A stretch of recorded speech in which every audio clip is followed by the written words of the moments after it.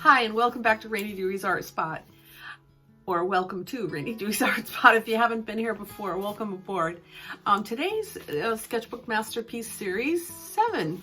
We're going to be focusing on doing sunrise or sunset. The reason that I like to practice these sunrise and sunset sketches is because watercolor sketches is because there are so many lessons to be learned in just doing this one subject. The first technique that I use a lot in this is glazing, and glazing is placing one color layer over a very dry previous layer. So you're going to see me do that probably 3 or 4 times in this little sketch. We're starting off with Quinacridone Magenta, which is a pinkish type. If you don't have that color, you can use any hot pink that you have on your palette. And so what you're going to do is you're going to start, you'll see, you start with one layer, and I do a variegated wash. That's another technique. And you let that dry completely, and then you go over it gently with clear water, and you apply another layer, and you're going to see that the colors that you end up with when you do glazing one color over another color is a different color than you would get if you just mixed the two together on your palette and applied them to your paper. So pay attention to that. The other thing that you're going to learn is value. You're going to learn how to get a very, very dark next to a light value, and it will say sunrise or sunset. So I want you to get your paints, get your sketchbook, and before I get on to the video, I did want to introduce someone to you who's new in my life. So here he is. His name is Tucker. He's a new addition to my world, and he's awesome. So you'll be seeing a little bit of him from time to time. But most of the time he sleeps at my feet and chews on the rug.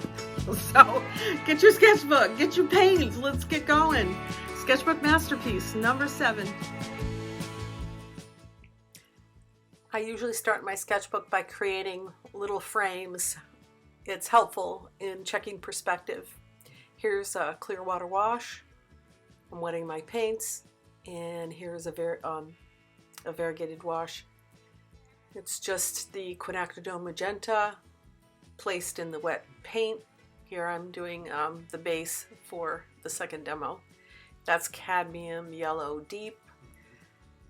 And I had let it dry completely, clear water wash over it, and now I'm adding another layer of color. That is likely, I didn't take notes, cobalt. And here you go. I'm placing actually the yellow, Cad Yellow Deep over the top of the Quinacridone, and look how it gives that beautiful glow. And then for the dark clouds that sometimes come in for sunrise or sunset, that's a mixture of vermilion and ultramarine. You'll see it gets, you can push it to the orange or leave it toward the blue. And so we're just creating our dark values over the top of the sun, the sunny spots. So let me just let you watch.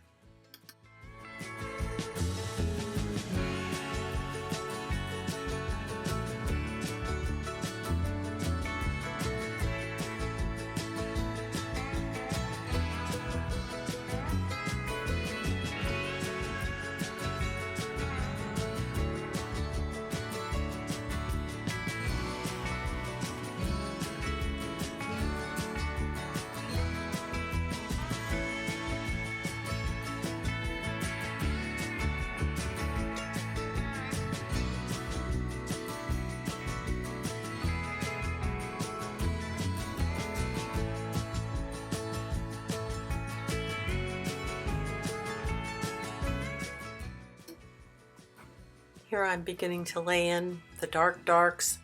To get that dark, I did not use black. I mixed ultramarine, burnt sienna, alizarin crimson, and some hooker's green will come in there. That creates a nice warm dark. And so as it goes, I'm going to do keep intensifying the darks to make the lights really pop. So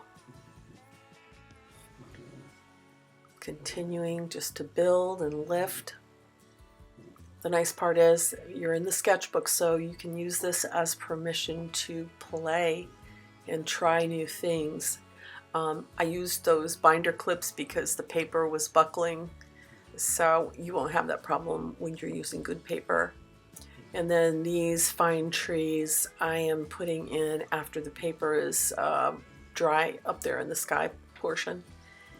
I just wanted to let you know that I'll be writing a blog post about this demo and each one as it goes, and you can find more details at rainydewey.com and find the blog. Thanks for watching.